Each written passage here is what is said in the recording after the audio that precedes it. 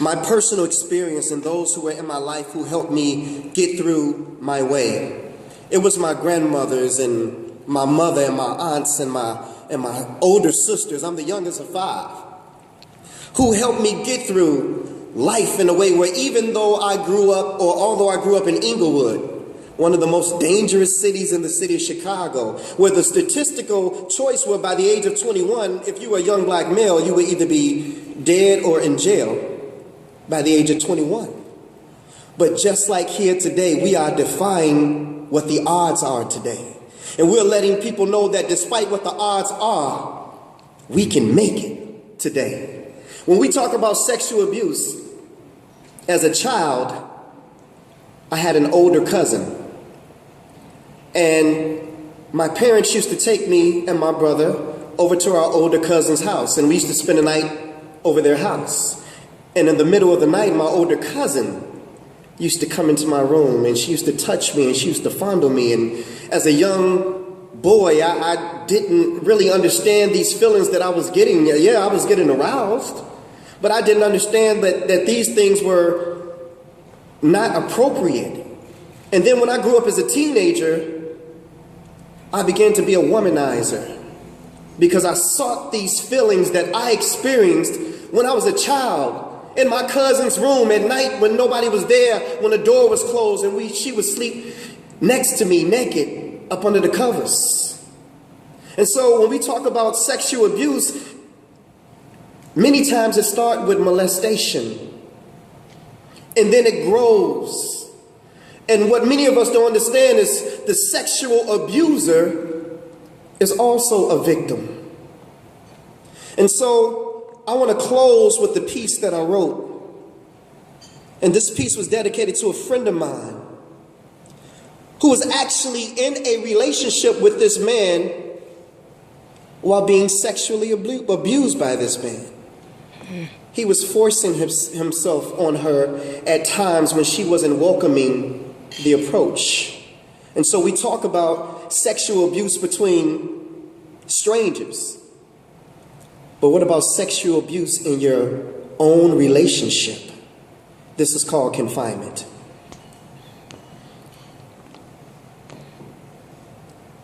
She was molested as a child. She never told anyone.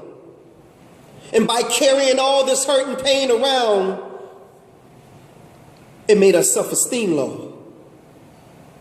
And now she finds herself in a relationship with a man who, in his twisted little mind, thinks that no means yes. Somebody should have told him that no means no.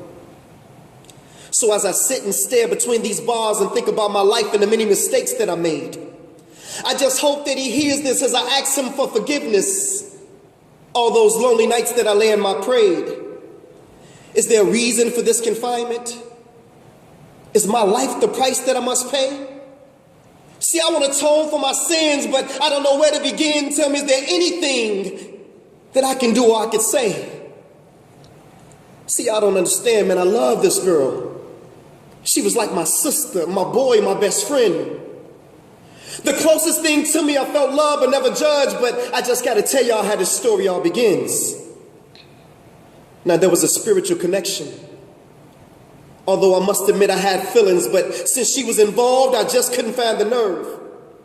But this guy, he mistreated her, sexually abused her and beat on her, but to me she was a queen and he could never give her what she deserved. I felt all of her hurt and pain, but there was only one man to blame, because it was his hands, his knuckles, and his fist. Or was it a two-way street? But my girl was so sweet, I had to ask her, baby, why you staying put up with this? See, the reality was she was afraid to leave, and there were questions in my mind. Do you really want to go? You know how y'all feel obligated to stay although your feelings have gone away? But it's one thing, he should know you reap what you sow. Now, while he was doing all of his lines, she was calling me, crying, asking me what I thought it was that she should do. But there were some things she had to see that Black Ice wouldn't be able to show her besides the answer to these questions she already knew. See, her only choices were the ones that she would choose, and I just couldn't bear to see her face bruised. An abused friend, man, I refused to lose. And just to think of her neglected. And all the times that he sexually abused her and disrespected, my help rejected. But baby, I can't protect you if you don't want to be protected. Tell me, what is it going to take for you to remove the veil from in front of your face and see that when he was locked up, this was the only time that you had a feeling of being free until you met me and I gave you inspiration to breathe again and the faith to resist. Told you to pray for the strength to walk away because I just couldn't keep seeing you go through this. And not one day had passed before another call came. Now everybody's involved, including her mother. I called her up and I told her, listen, I'm on my way over, but now when I come, you know it's going to be some drama. And now I'm pacing the floor before I walk out this door because this time she told me that he cut her. Now look, I'm trying not to snap, but I got to come strapped. Although my intentions were just to talk to this brother. And that's when tempers started to flare as he wondered why I was there getting involved in their affair. But instead of talking man to man, I noticed something in his hands that gave off a glare. And that's when she got in between us. As we started to cuss and yelled at both of us that we both need to stop it. But before I knew it, man, he just blew it with a blood on it. He just pulled a knife up out his pocket. And now I'm grabbing his wrist while I'm hitting him with my fist, trying not to let go. I'm holding his wrist tight. Meanwhile, thinking to myself, wishing it was somebody else because now this man had just brought a gun to a gunfight. I want to back him up off me, but this move would prove costly because there's a thin line between being sane and insane. I pulled it out, and what happened next? And one round went off in his chest. In just this one moment in time, my whole life changed. And now I'm cuffed up and roughed up, all because I tried to help out a friend, wondering when will this nightmare end, but cop cars and steel bars has a way of allowing reality to set in. This all started when she was molested as a child. She never told anyone. She kept all of hurt and pain inside, and this made her self-esteem low.